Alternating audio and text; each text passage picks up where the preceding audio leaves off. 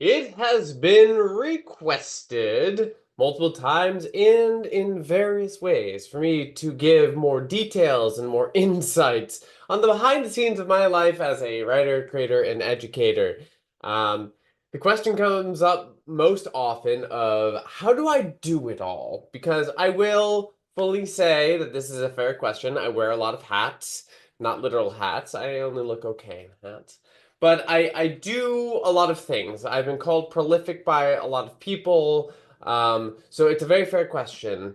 And as a writer, juggling multiple musicals in various stages of writing and development, also I'm a content creator making educational YouTube and short form content, an educator teaching multiple classes and running a community, a coach with both vocal and musical theater writing clients, a business owner creating content and marketing and working tech and communications. And also, I am a human living in this world, trying to keep it all together through personal growth and through development. I get why this question comes up. I really, really do. Sometimes I even wonder how the heck I do it all.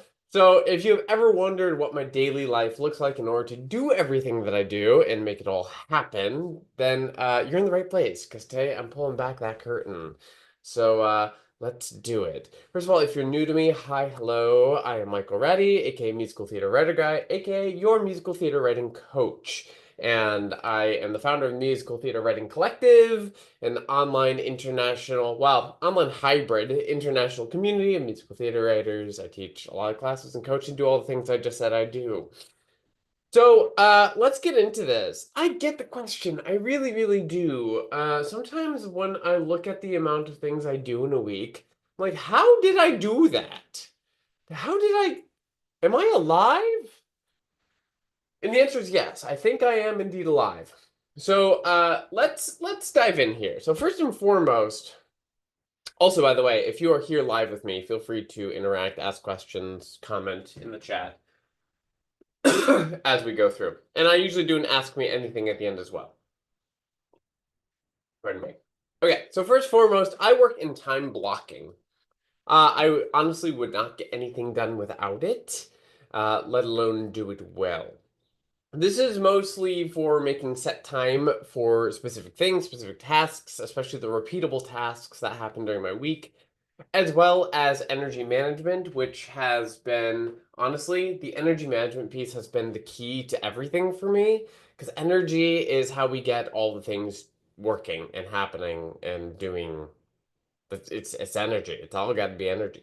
So if you're not familiar with the idea of time blocking, it's essentially not just having a to-do list that you look at and you're like, oh yeah, I've got these things. I gotta do them. Where do I start? I guess I'll do this and go from this task to this task. But no, instead it is assigning blocks of time in your calendar, in your day, to various tasks. Which I do. Like there are chunks of my day that are assigned to specific tasks. And they may not have an exact start time. More likely I have a set, this is the latest I could do it by sort of time, but every task gets a block of time. And I schedule out not only my days like this, but my weeks, and honestly, kind of like my everything. My month, if you look at my Google Calendar, it's like heavily time blocked. I didn't used to be this way. I used to be a to-do list and kind of like go by the seat of the pants person. And my productivity was way, way lower. Like way lower. So first and foremost, time blocking is important. But let's talk about the specifics of my day. And obviously, every day's different. I do a lot of things. There are also, I want to acknowledge, like different seasons, not just literal seasons, but like different seasons in the calendar as well. Like I launch my courses 2 times a year. Those are higher stress. We just did a big cabaret fundraiser here in New York. That was a lot of time and energy and stress. Like there are things that kind of like ebb and flow in terms of what the calendar looks like in a macro sense, as well as like every day of the week is different. Monday through Friday is also different from the weekends.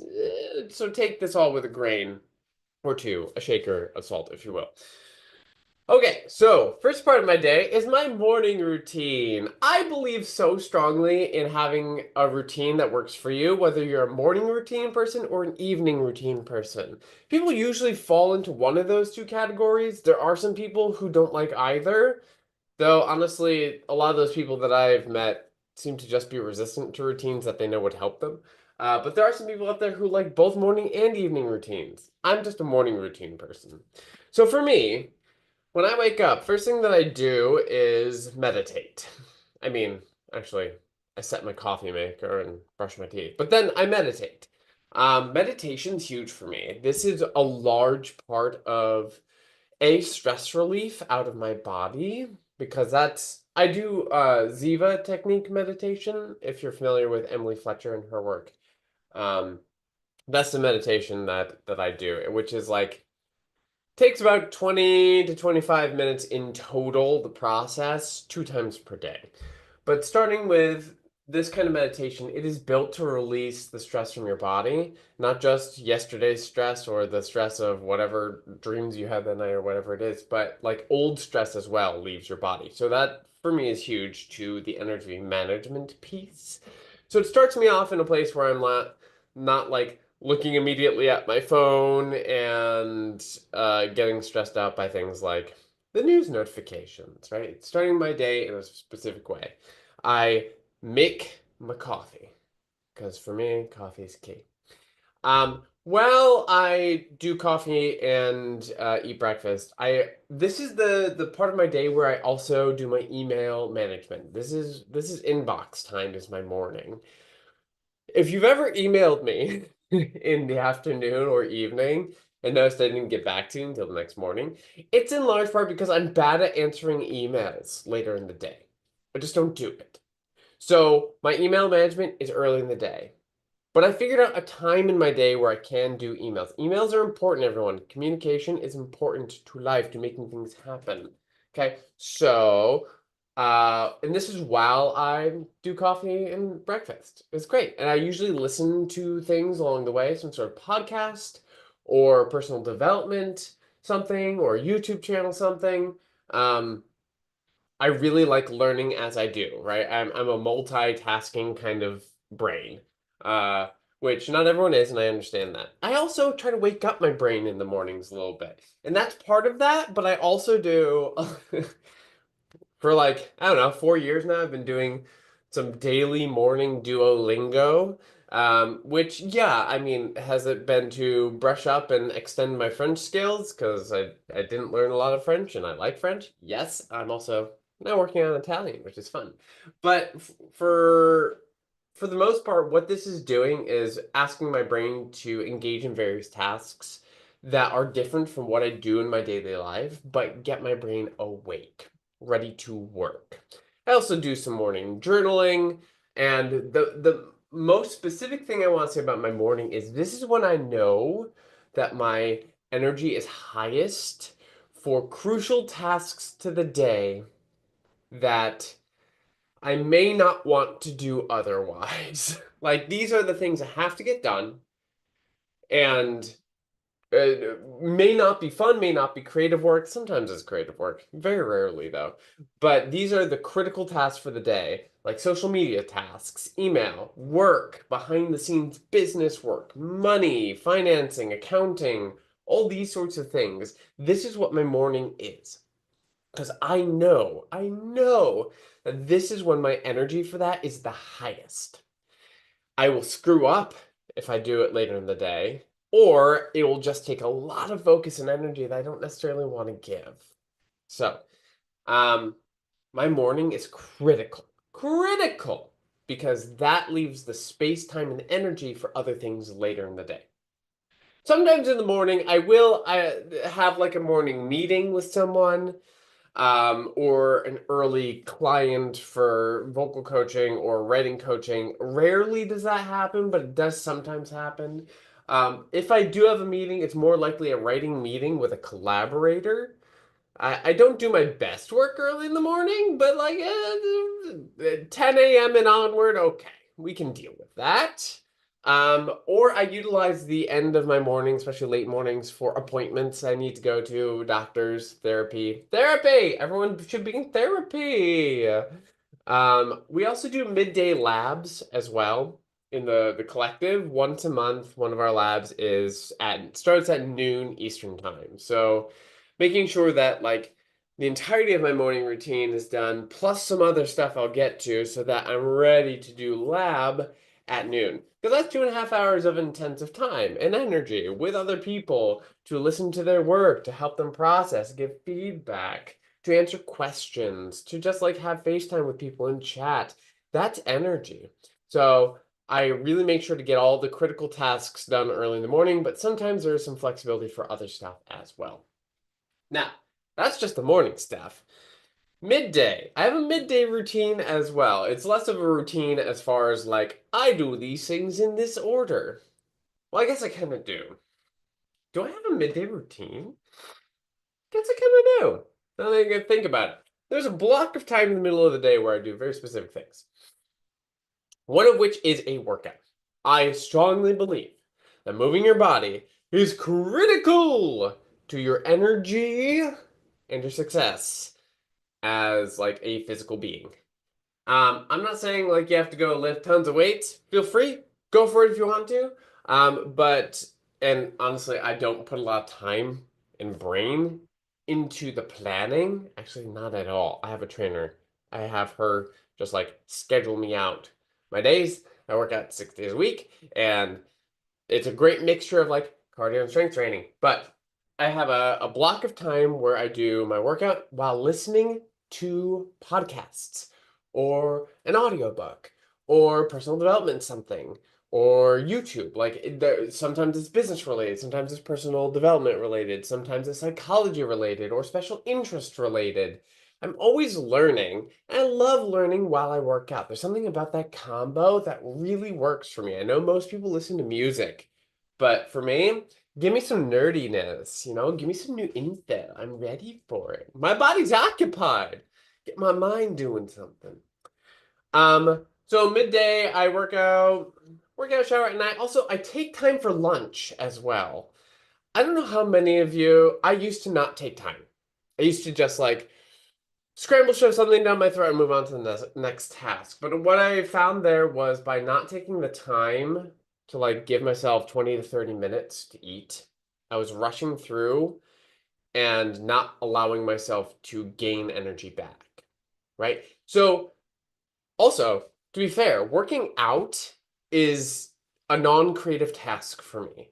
Learning while I listen and doing the physical work, that's non-creative. So if I spent creative energy in the morning, I can kind of get some back, especially if I followed up with a period of time in which I'm eating and either continuing to listen to something and just enjoy myself, like breathe, get energy back, or be on the phone with someone. I think it's a great time also to just like, I'll call my parents sometimes when I'm eating.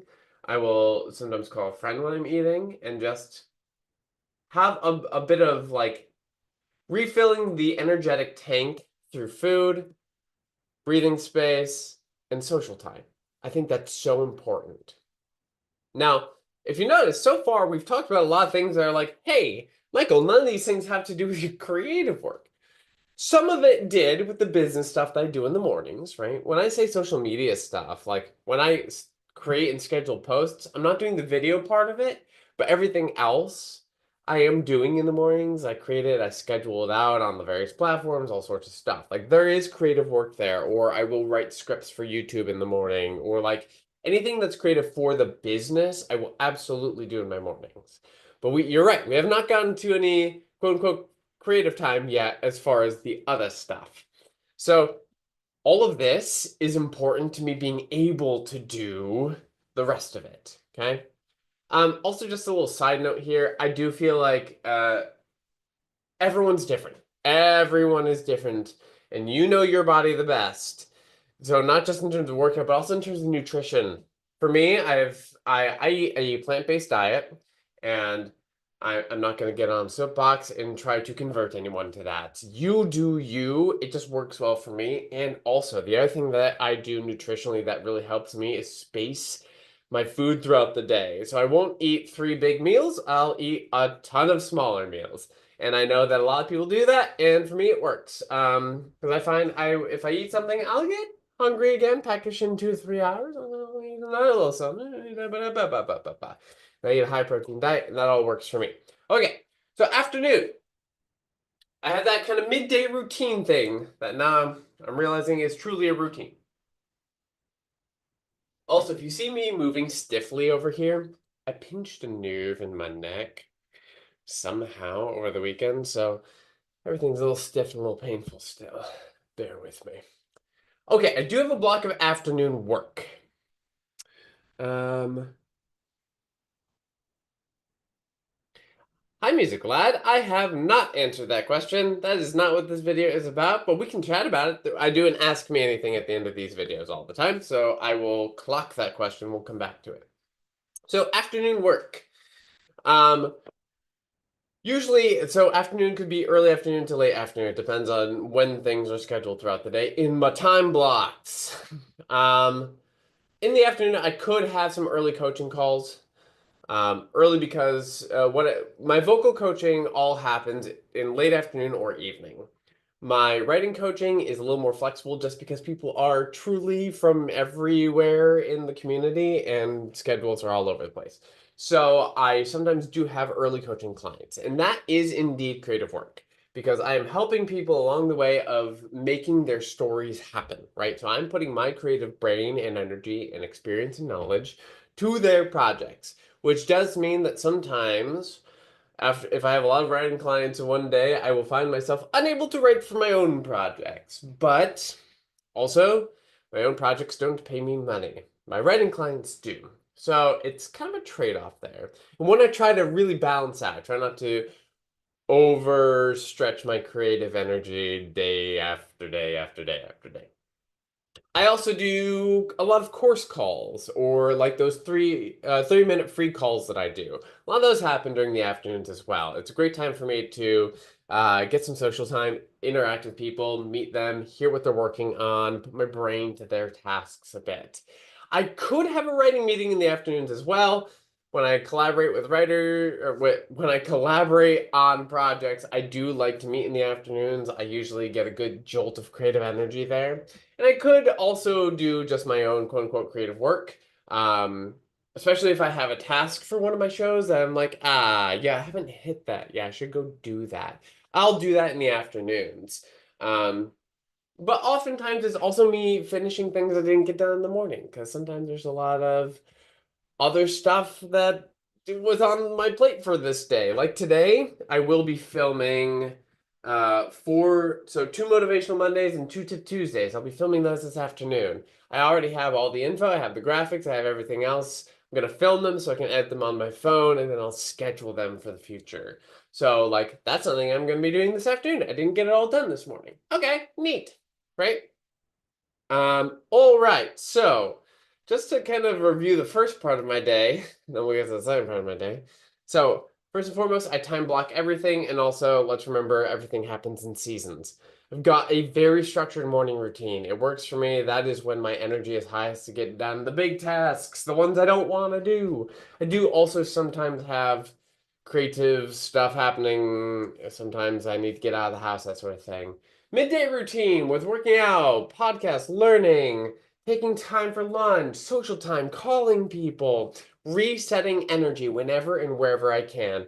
That's the theme of the day. This is how I get everything done is really going through energy management with intention. Also, my nutrition is a part of that for me. Afternoon work. I try not to let it deplete me. It's very important that whether I'm doing writing stuff or coaching calls or meeting people for potentially joining my courses, whatever it is I'm doing, I can't let it deplete me. So I will not do it for a giant stretch of time. We're talking like probably 3 hours maximum before I then move on to the next thing for an energy reset. That's like kind of the first half of my day. Um, Before I continue, just a reminder, speaking of course calls, that cohort 7 of the flagship course, I can't believe we're on 7. How did we get to 7? They're great. I love this course so much. So much fun. Cohort 7 starts next week. So if you're interested in the flagship musical theater writing workshop course, it's an intensive 20-week course. It's delightful, it's wonderful, it's collaborative, it's fantastic. I'll put a link in the description afterwards. Um, that course starts next week. Wednesday evenings section may be full. Thursday afternoon has some space though. So that's Thursday afternoon at noon Eastern time for 2 hours. Um, and the Wednesday time, again, I think is full, and that's 7:15 on Wednesday evenings. Again, for 2 hours, 20 weeks. So we go through mid-July. It's a great time. We're gonna have a lot of fun. So that is upcoming. All right. Okay. So we do the afternoon stuff. Then I have kind of this afternoon slash early evening energy reset and personal care time thing that I do. Sometimes I do it in one block. Sometimes I split it up into two little blocks. But my afternoon meditation saves my life. When I started meditating, yes, the morning stuff was good, and I enjoyed the morning stuff. But it was the afternoon meditation that completely altered everything for me, especially for my productivity. And I've only done Ziva meditation. I haven't done the other one. So I haven't done trans. Was it TM? I don't remember what that one stands for. Um, and then what's the other common one? I don't do them. Anyway, this takes all the stress and the bog down and the fogginess and the ugh in my body and releases it all. I feel so refreshed after my afternoon meditation. It's like I get a second shot at the day. So even if the morning didn't go well for whatever reason, like if thing after thing after thing after thing went wrong, my afternoon meditation wipes the slate clean. It's so good. So like for me, that's kind of the key to the whole thing is meditation. It's energy, right? And it's a reset of energy. That's the important thing here.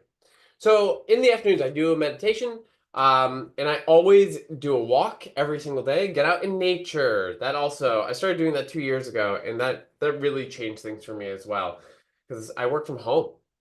Like this is a studio inside my home. So there used to be days where I would just not go out of the house for like 3 days in a row, and it's draining. So even if it's just a 15-minute walk, I try to take a brisk walk in nature. I don't care what the weather is, I'm going. I just got to get out of the house. I will often call people on that walk or continue to listen to a podcast or an audiobook or whatever it is. I'm a habit stacker, if you couldn't tell. Um, and if you don't know what habit stacking is, read James Clear's book called Atomic Habits. It's very good. But it's essentially taking things that you already do daily and then kind of like stacking things with it or on top of it. Like when I'm listening to educational stuff while working out, I pair those things together because it works. They use different kinds of energy. So when I do my walks, that's often when I pair in doing my errands. Like if I need to go to the store or go to the pharmacy or go pick something up for someone, drop off some mail, any of that stuff. I just pair it with the walk. That way it's not an extra thing on the calendar. It is part of the task I do every single day. It's also a great moment to just like get out of the house, breathe in nature, touch some grass, fresh air, see people's faces, be a part of the neighborhood. It's a good thing to do for me. Um, and again, sometimes I do those in a block, the walk and the meditation, and sometimes I split them up. But I do that energy reset, big energy reset. Sometimes, again, I will do afternoon creative work that I can sneak in between my scheduled blocks. Now, here is a key to how I get all my creative stuff done, everyone. By doing all of this energy management and energy reset throughout the day, whenever I have a short period of time in which to get a task done, whether that's a quick shoot off an email task or my creative work, if I have like 10 minutes, 20, 30 minutes, let alone an hour is a gift. But like 10, 20, or 30 minutes, I will do something creative. I will write for my projects, even if it's short, or I will outline something, or that piece of research I meant to pull, I'll pull it and put it into a document where I know I need it to go. I use those spaces. I do not scroll on my phone, not to call people out. If you like to scroll, that's totally up to you. I don't. I feel like it's such a suck of time and energy for me. Um, or if I just like I want to play or sing a song because it will make me feel creative later on. I will take those little times and I will use them with intention. I always have creative things I can do. And let me tell you, those things add up. If I don't have any big creative blocks in my entire week, but I do one 10 or 20-minute mini block on all 5 days, Monday through Friday, that's almost an hour's worth of work, right? Or more than an hour's worth of work. I can get so much done in that period of time. So I really try to utilize whatever time I have. It makes such a big difference. We don't always have to just sit down and be like, aha, creative hat. Here we go. That is useful. It is totally useful. But use the little blocks, friends. Use the little blocks. Then my evening work. So, if you can't tell, my morning energy in work versus my afternoon energy in work, those are different. My evening energy in work is different too. This is when I'm best for coaching. And, well, maybe not coaching. Afternoon is great for coaching for me too. Morning gets a little tricky for me, but I can do it. Afternoon and evening is when I naturally coach well. But this is when I do classes the best. So you want to learn from me? Let's do it. Let's do evenings. That being said, I've actually really come to enjoy my Thursday afternoon cohort class. But it's like it's a special day. It's just Thursdays. Just Thursdays. Thursdays get them. The other days of the week, no. So I don't know. It works in my brain. This is also a great time for me to do application calls and course calls. My doing labs. Once a month, our labs are in the evenings on Tuesdays, Eastern Time, 7 p.m., I think. And I love an evening lab. Sometimes I'll do writing meetings, but usually not writing meetings. It's usually writing. I'll say more about that in a moment. I also always sprinkle dinner in here. Sometimes I do sit down and just like listen to a YouTube channel, something like fun. It's not educational. It's something light always while I'm eating dinner, or I'll talk to someone on the phone. Or sometimes I'll just sit in the silence and stare out the window because it's pretty. We have a great sunset, and that I find rejuvenating. Sprinkle dinner in somewhere, but always finding a way to breathe and be present. And then I finish up anything else I need to get to that I haven't gotten to on that day. So a very stressful period of time, like the past month and a half, I was working in the evenings, doing things that couldn't get done between the morning and the afternoon. But generally speaking, this is the best time for me to educate people. I love educating people in the evenings. I don't know why, but that's what my brain wants to do. The other side of that coin, though, and I don't know why these things get paired together. Evening is when my creativity flows. It could be dark out, which is so like, ugh, I don't want to do anything. I couldn't possibly answer an email. It's dark. But if I've got an hour or two, the keyboard, Sibelius is open, Scrivener's open, like, let's write a show. Like, I don't care that it's dark out. It's not dark. It's so bright, right? Like, it doesn't matter to me. I can get into flow state so easily. I can do it in the afternoons too. Totally. I can do it with the sun out. I'm just saying that that doesn't affect me the way it does with other tasks. Creative energy for me flows in the evening. Took me years to figure all this out, by the way, where the different energies are best used for me throughout the day. Whew, a lot of time, a lot of energy, a lot of experimentation. So a lot of my creative work is done in those little pockets and then the evenings. And of course, inside my writing meetings with collaborators as well. And then I do, this is not so much a night routine as it is like a wind down in the evenings. I always end the day with self-care in the form of like trying to release as much from the day and not think about work things or creative things or other things as much as possible. Like they're done, they're over, I'm gonna put them over there. I'm often on the couch with my roommate and we're watching something. I love absorbing stories as a way to kind of like inspire me for the future. It's not something I'm actively doing. I'm not like, ah, yes, I would like to be inspired by fantasy right now. No, I enjoy watching things and I enjoy writing the types of things that I like to watch. So like I do like to consume story media at night. I know some people are like, I don't watch TV in the evenings. It'll rot your brain. I get it. For me, it works.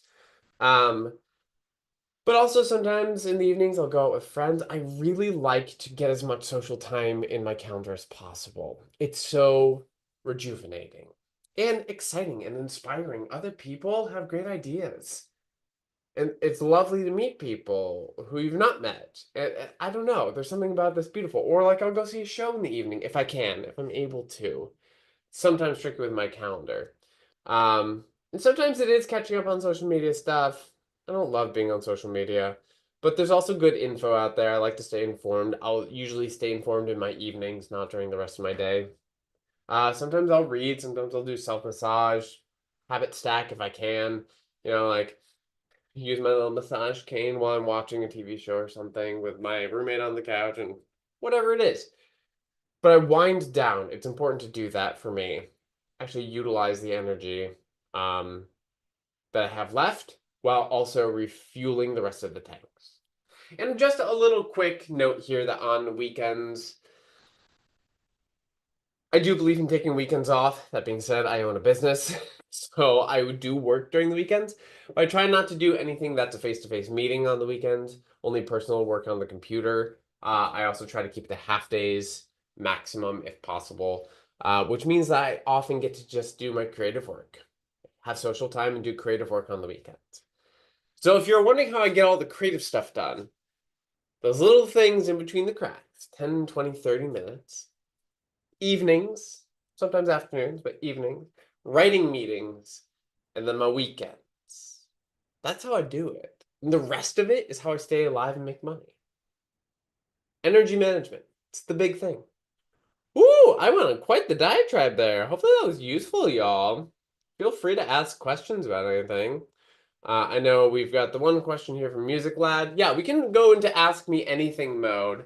Just a quick plug reminder, Cohort 7 starts next week. If you're interested in the musical theater writing workshop course, send in an application. No risk, no obligation. Even if you're like, I may maybe do it in the future. Great. Let's have a chat. Okay, so this question was tips for writing a compelling story. So many tips. Struggling with story beats. I guess my question would be, what do you mean by compelling? I've written sure, I've written a lot on this too. But I've done a lot of YouTube videos about how to like craft compelling characters, keep audiences engaged, that sort of thing. So it's definitely in there and on there. I'd say in terms of story beats, though, the best advice I can offer you is to utilize therefore but. If you're not familiar with that, it is, I don't know who created it, but the writers of South Park made it famous. This is how they keep their episodes tight and following logically, is they go through the beats of the story as they've laid it out, and they make sure that one beat leads to the next, either with this happens, therefore this happens, or this happens, but this happens, right? I'd say probably the majority, maybe two-thirds of your beats are going to follow with a therefore. This happens, therefore this happens, therefore this happens, but this happens, therefore this happens, therefore this happens, but then this happens, you know. So it's the therefore and but of it all.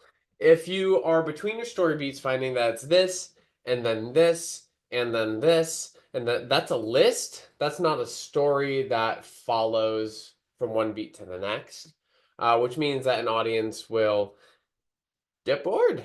But if it follows logically through that kind of like domino effect, then yeah, that usually keeps audiences engaged and feels a lot more compelling. But also like think about the stakes. We always want to be raising the stakes.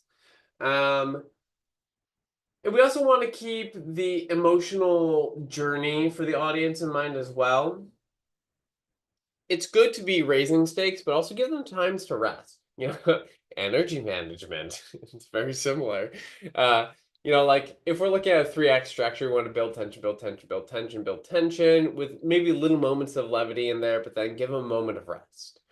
Then in the second act of 3 acts, build, build, build, build, build to a climax, intermission.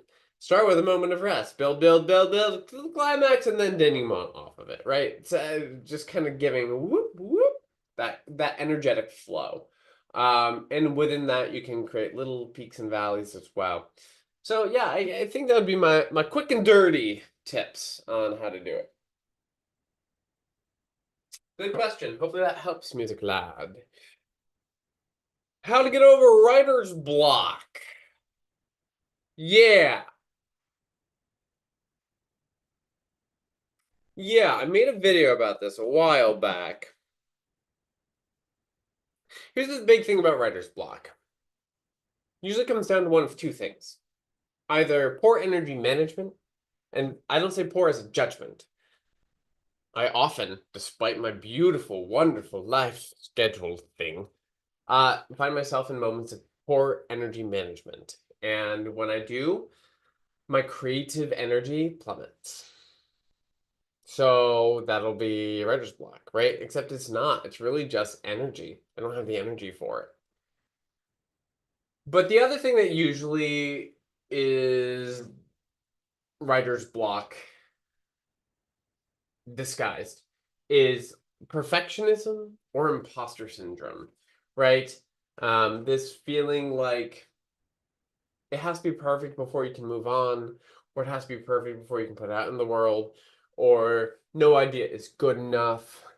And moving past that can be difficult, but you can. You just got to start doing and writing, even if it's bad. You have to let yourself write the bad thing.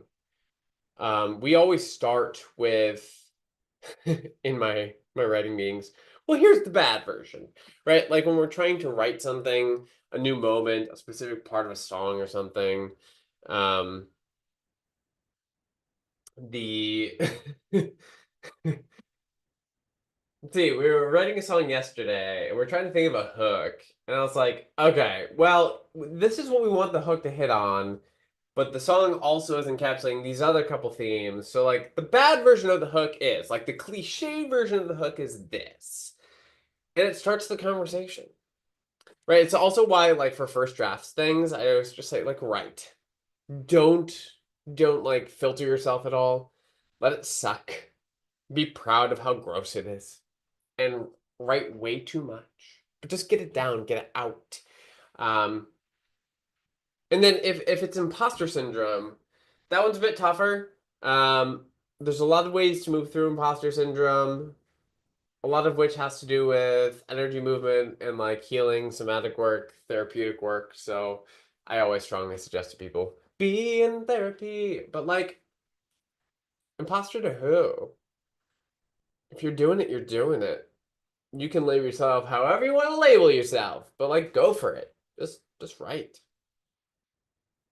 And if you're having a hard time writing for one project, grab a different project. I always have multiple projects going on at once. A large part of the reason for that is because my creative energy may be like stuck in one project and then I go into a different one instead. Because I can. I give myself the flexibility. Yeah, that's my initial set of thoughts. Good question. Oh, good, Music Line. I'm glad that was helpful. Yay. Can I do a breaking down of the score for King's Legacy? I think I did. Pretty sure I did at one point. Would be an older version of the score at this point. I'm pretty sure. I did that as a live stream maybe 2 years ago. I'll see if I can dig that up and put it in the comments afterwards. But if it's not what you're looking for, let me know because then I can see if there's more to break down. There's always more to break down. I do a deep dive breakdown inside the musical theater writing workshop course during the cohort course. There is a whole day dedicated to talking about musical world building and motif. And I use King's Legacy for that. And so we do a deep dive into here's how this thing is broken down and how it all connects. Um, because yeah, yeah, it's complicated. But yeah, I'll grab that link. I'll put it in there. Let me know if you're looking for something more or something else, and I'm happy to explore further. Davidson, I feel like everything I write starts sounding the same, even if I use different keys, time signatures, BPM, but I think it has more to do with just hearing my own voice and a piano. Well, maybe, it depends. What do you mean by sounding the same? Because I do think there's a difference between getting stuck in a rut in terms of writing versus like you have a voice. Um, the shows I'm currently working on are so highly varied that I mean, I can clearly hear that I have a voice, a clear voice across all these shows. That being said, like one of them is, something like The King's Legacy, a lush kind of like nod to classical sounds while still being also a contemporary mix and very specific to the world and it's like, bah, that. Then I've got a pop punk show I'm writing right now. Very different, but they both sound like me at the end of the day. So I don't know. Where are you finding your variation? Is it style? Is it structure? Is it the characters' voices? Is it what each song is individually doing? I think that intention, character, and song placement usually drives variation the best. I found sometimes though in certain shows where I'm like, yeah, a lot of these songs are starting to sound the same instead of just cohesive as a whole. So where am I lacking differentiation between them, or is the messaging too similar across them? Is that the thing? So yeah, I don't know. And then feel free to get opinions from other people, get feedback, see if they also are like, yeah, this is the same song like 6 times in different coats, or imagining 6 songs in a trench coat. Um, or if they're like, no, these are all different and these are great, and you're just in your head about it. So heard. What's your option opinion about using pieces of classical music or hymns, which are public domain, setting your own lyrics to it? I would ask why? Why are you doing that? I mean, it's great that it's public domain, but like, what's the purpose of using songs that already exist? What are they doing for you? What are they doing for the story? Um, I've done it before, but I always find it works best to write something new, even if it is similar, like King's Legacy. There are 2 pieces in the current version of the show that are built to sound like things that exist but are not. There's a 3-part madrigal song in there, written in the style of Thomas Morley, but I decided it was a lot more interesting and thematic and easy to relate to the piece and to the journey if I were to write my own melody and lyric, even if it very clearly calls out to a Thomas Morley madrigal. There's also a rousing kind of feeling English anthem piece that ends the show. Um, and again, that's based off of things that exist in terms of its style and its structure, but it's its own thing. And ultimately, that fulfills the intentions the best for me. So yeah, I'd always just ask why. I think more how each chord progression resolves. When I'm writing in large volume, I keep hearing the undertone. Yeah, I get that, David. I get that. Uh, are you expanding your theory knowledge? Are you trying new things? Are you thinking about your composition vertically in chord progressions, or are you thinking about your composition horizontally in musical development across specific lines, like a melodic line, a bass line, inner part lines? Are you thinking orchestrally? I often, yeah, if I'm writing vertically, if I'm thinking about a chord progression, I will often find myself getting stuck, and then I have to go find the weird music theory things or play around with something and be like, what if I did this? Or there's a channel called David Bennett Piano where he explores a lot of chord progressions and music theory things, and he loves to find the niche things or the stuff that's like, yeah, maybe you haven't thought about this. Here, maybe this is useful. And I always take note of those and tuck them away and see if I can use them in the future. That way I don't sound repetitive, if I can at all avoid it. So that would be my thought there. These are good questions, friends. These are very good, very good, very good. I just turned my neck too fast and my neck went, ah! Okay, great. Well, I don't know that we have any other questions at the moment. These were good. Just a quick reminder. Cohort 7 starts next week. Apply if you want to come join me. It's fun. It's delightful. I love that course so much. And let me tell you, it is an intensive. You write 6 songs plus 3 rewrites, and also we learned so much so fast. So fast.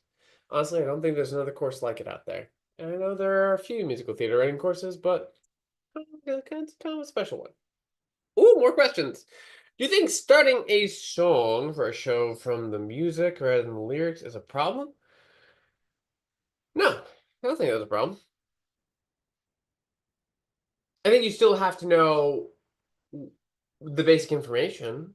Like, where's in the story, what's going to be happening during it, what the point of the song is, who's going to be singing it, who the perspective character is, what the song's about, what the hook is. I think you still have to know all that stuff ahead of time. But I don't think it's a problem to start with music first. That's great. Sometimes I like to write music first, sometimes lyric first, sometimes at the same time. Just depends. Depends on the song, depends on the project. Not a problem at all. Backing tracks versus orchestra. Live. Everything should be live if you can do live. That being said, I do appreciate that backing tracks are available for people who do not have access to a live band. However, if you do have access to a live band, everything is best live. Um, the one exception to this would be if there is a show where you need very specific sound types that may not be available in a live band. I'm thinking about a lot of synth sounds or things that would come through a program like MainStage.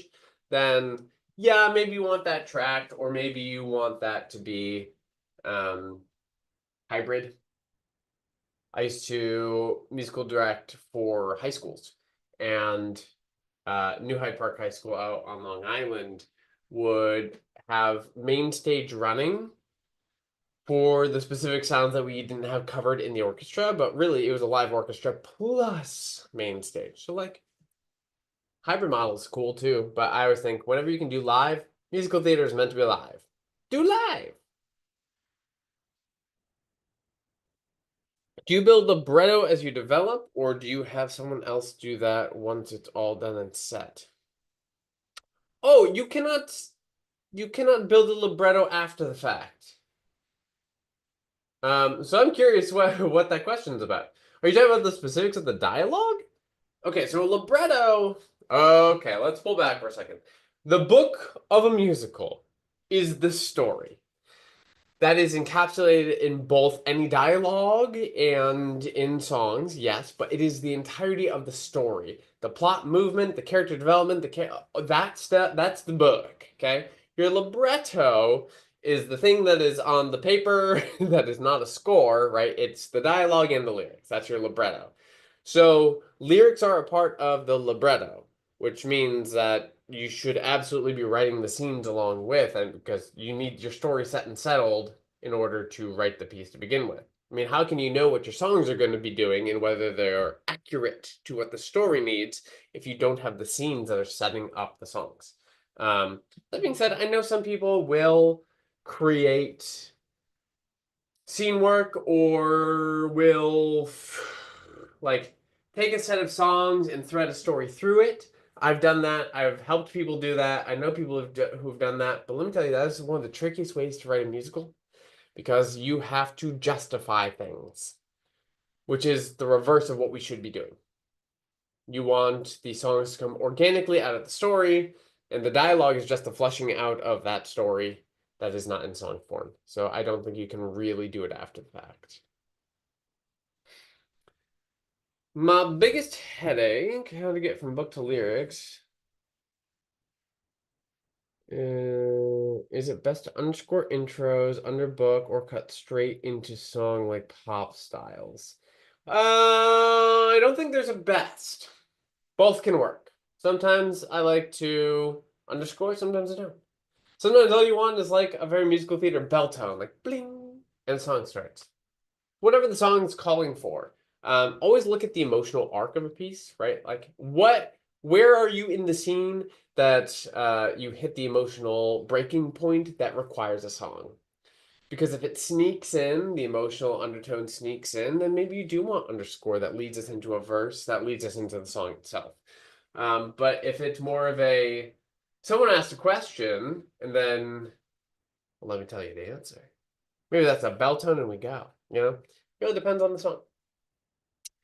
David, no, I mean just the clean technical pages. I write loosely and then I often need to go back and clean the rhythms and rests so they make sense. Oh, you're just talking about like the creation of material. Yeah, I always try to do my formatting for both my script work and my score work as I go. Um, Otherwise, I will find myself bogged down and overwhelmed and I won't get anything done. So sometimes I fully write songs and then go and notate them before I will let myself move on to the next thing. Other times I will write part of a song and be like, ooh, if I really want this thing to be interesting and to pop and to give myself the playground that I need to notate what I have so far so that I know what to do or what my possibilities are. So no, I like to do it all at the same time. Um, yeah, I think that works best for me in my creative process. But I think you can do it however you want to do it. Producing Ableton, scoring Dorica. Yeah, yeah. I mean, when writing directly into a DAW program, it's it's hard to go the route of notation than we'd all like it to be, right? I can't wait for the day when we can accurately enough export from our DAW directly into our notation software and it looks like or almost like what we intended. Um, the day someone figures that out, I will pay them a lot of money because that'll be gorgeous. So I hear you in that regard. Sweet. These were so good. Y'all are on fire with your questions today. I appreciate you being here live and asking, and hopefully this was useful today, and hopefully some of what I talked about in terms of my routines and how I get everything done is also useful. Um, and if it wasn't useful, then you can just tell me to F off, or you can be nice and just not say anything. Either way. All right, I enjoyed this. Thank you so much for being here with me today. I will drop a link to apply to the course in the comments afterwards and pin it. And until next time in 2 weeks, y'all, have a great... Oh, wait a second. Two more quick questions. All right, I'm going to answer these last two, and then I got to go because I've got a course call in a few minutes. Here we go. Real quick, musical app. For the show I'm writing, I want to include music and melody from a jazz piece I wrote and add lyrics to it. Do you think that'd be a bad idea? Not necessarily. Again, always with intention. Why? What's it serving? How is it serving you? If you can answer that and it's justified and you're not like squeezing it in, then sure, go for it. I use MuseScore. That's why I ask about backing tracks. Like a Korg. Sure. Yeah, I mean, live is always best. Notate and let people do it live. Yeah, totally up to you though. Some shows do require tracking, and that's okay. All right, y'all. Those are the last two for the day. I will see you again in 2 weeks. Have a great weekend, great couple of weeks. I'll see you then. Peace out, everybody. Bye.